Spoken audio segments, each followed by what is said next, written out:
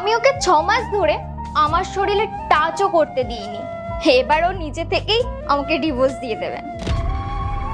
আর ডিভোর্সের পরে তুমি আর আমি সারা জীবন একসাথে থাকবো। ঠিক আছে বেবি, বাই, নিজের খেয়াল রেখো।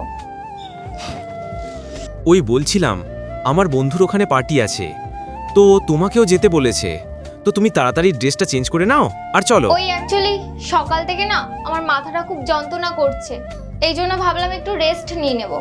যদি তোমার যাওয়ার থাকে তাহলে তুমি চলে যাও।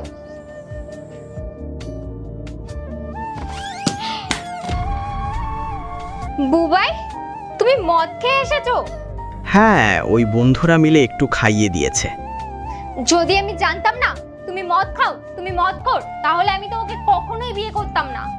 ক্ষমা ক্ষমা করে দাও, আর কোনোদিন হবে না। না, আমি আমার বাবাকে এক্ষুনি ফোন করব আর বলবো তুমি 1 নম্বরের মাতাল, আমি তোমার সাথে সব সম্পর্ক শেষ করে দেব।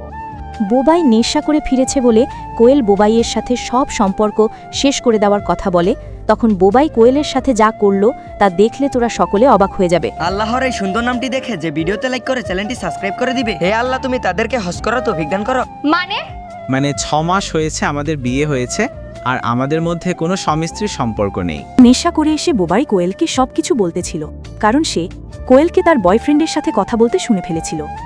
এগুলো শুনে কোয়েল অনেক ভয় পেয়ে যায়। এরপর যা হলো তা তোমরা দ্বিতীয় পর্বে দেখতে পাবে। এজন্য চ্যানেলটি সাবস্ক্রাইব করে কমেন্টে পার্ট 2 লিখো।